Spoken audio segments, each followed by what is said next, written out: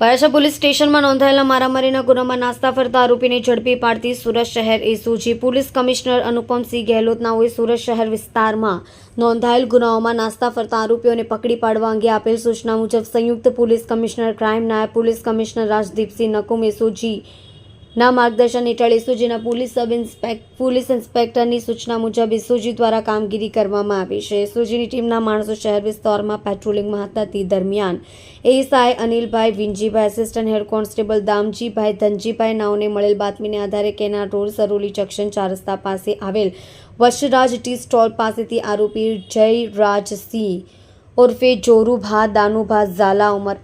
28 રહેવાસી 181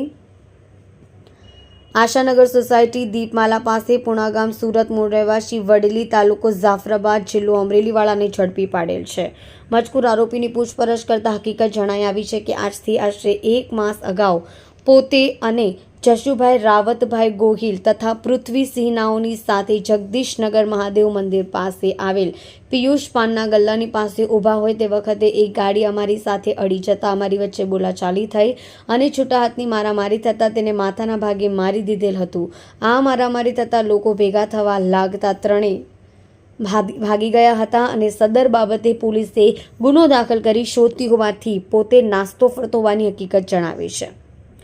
ઉપરોક્ત આરોપી Varachha police station C part ગુના રજિસ્ટર 2024 સિપિકો કલમ 323, 394 ખ 506(2) તથા 114 મુજબના ગુનામાં નાસ્તો ફરતો હોય તેના વિરુદ્ધ કાયદેસરની કાર્યવાહી કરી આરોપીને પોલીસ સ્ટેશનમાં સોંપેલ છે।